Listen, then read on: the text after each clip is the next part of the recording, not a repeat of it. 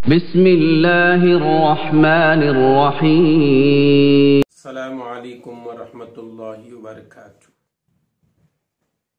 महतरम सामिईन,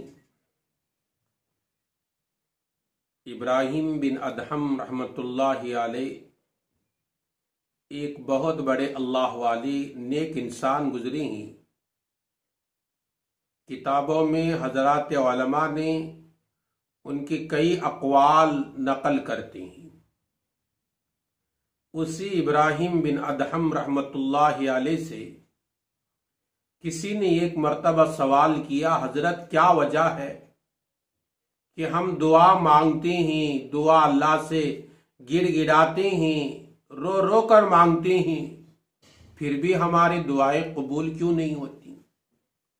आज भी हम में से बहुत सारे लोगों की शिकायत है, हम अल्लाह से मांगते हैं, हम अल्लाह से रो रो कर मांगते हैं, गिड़गिड़ाते हैं, फिर भी मांगी हुई चीज अल्लाह हमें देता क्यों नहीं है?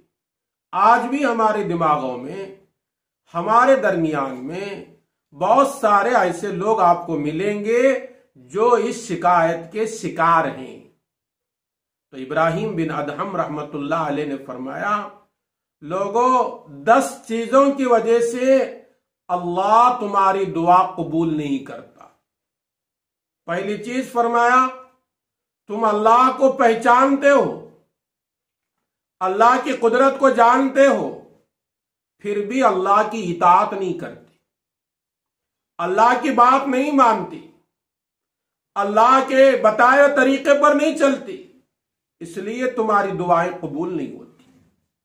नंबर 2, तुम रसूलुल्लाह सल्लल्लाहु अलैहि वसल्लम को पहचानते हो, मानते हो, लेकिन रसूलुल्लाह सल्लल्लाहु अलैहि वसल्लम की इताअत नहीं करते।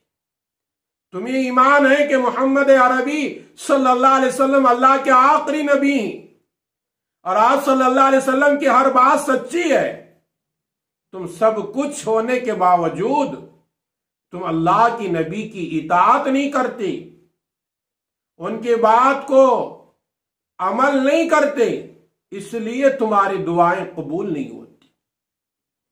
नंबर 3 फरमाया, तुम अल्लाह के कुरान को सच्ची किताब जानते हो, अल्लाह की किताब होना कबूल करते हो, हिदायत की किताब पर ईमान लाते हो, लेकिन कुरान के बताए हुए तरीके के मुताबिक जिंदगी नहीं गुजारते, इसलिए तुम्हारी दुआएं कबूल नहीं होती। नंबर 4 फरमाया, तुम अल्लाह की दिए हुई नेमतों को इस्तेमाल करते हो। ये सांस का लेना, ये अल्लाह की बहुत बड़ी नेमत, ये सांस का बाहर छोड़ना, ये भी अल्लाह की बहुत बड़ी नेमत, एक घूंट का पानी मिल जाना, ये भी अल्लाह की बहुत बड़ी नेमत, भूखे आदमी को सूखी रोटी मिल जाना, ये भी इंसान के लिए बहुत बड़ी नेमत, नंगे बदन को छुपाने के लिए कपड़े मिल जाना, ये भी अल्लाह की बहुत बड़ी नेमत। अल्लाह की नेमतें इतने हैं, तुम गिनना चाहे तो गिन नहीं सकोगे। इब्राहिम बिन अदहम रहमतुल्लाह अलैह ने फरमाया, चौथी वजह यह है कि तुम अल्लाह की दिए हुई नेमतों को इस्तेमाल करते हो, खाते हो, लेकिन अल्लाह का शुक्र अदा नहीं करते, इसलिए तुम्हारी दुआएं कबूल नहीं होती। आगे फरमाया, नंबर 5, तुम जन्नत को पहचानते हो, जन्नत के बारे में यकीन रखते हो, ये जन्नत हक है, लेकिन जन्नत में जाने के अमाल नहीं करते। वो कौन कौन से अमाल हैं जो जन्नत में जाने के जरिया बनते हैं, वो अमाल तुम नहीं करते। नमाज है, सदका व खैरात है, अच्छाई का हुक्म देना, बुराई से रोकना, ये तमाम अच्छे काम है। तुम जानते हो कि जन्नत हक है, फिर भी जन्नत में जाने वाले आमाल तुम नहीं करते, इसलिए तुम्हारी दुआएं अल्लाह कबूल नहीं करता। आगे फरमाया, नंबर 6, तुम दोज़ख के बारे में ईमान लाते हो कि दोज़ख हक है, जहन्नम हक है, गुनहगारों को इसमें डाला जाएगा और उसमें जलाया जाएगा, उसमें अजाब मुसल्लत होगा, लेकिन जहन्नम से बचने के तुम आमाल नहीं करते, इसलिए अल्लाह तुम्हारी दुआएं कबूल नहीं कर रहा है।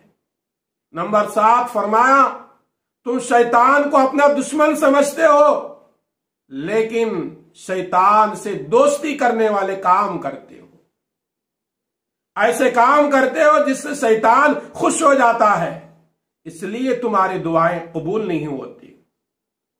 आगे फरमाया नंबर 8, तुम मौत को यकीन जानते हो कि मौत आने वाली है, मुझे एक दिन दुनिया को छोड़कर जाना है, लेकिन मौत की तैयारी नहीं करते, मौत के बाद वाली जिंदगी की तैयारी नहीं करते, इसलिए तुम्हारी दुआएं कबूल नहीं होती। नंबर 9, तुम मुर्दों को दफन करते हो, कब्रिस्तान को जाते हो, रिश्तेदारों को दफनाते हो, दोस्त अहबाब को मिट्टी देते हो और उसको खबर में सुलाकर उसके ऊपर मन्नों की मिट्टी लाद कर आ जाते हो, लेकिन मुर्दों को दफनाकर उससे इबरत हासिल नहीं करते। ये नहीं सोचते कि मुझे भी इसी तरह एक ना एक दिन आकर सोना है और खबर के अंदर मुझे जाना है।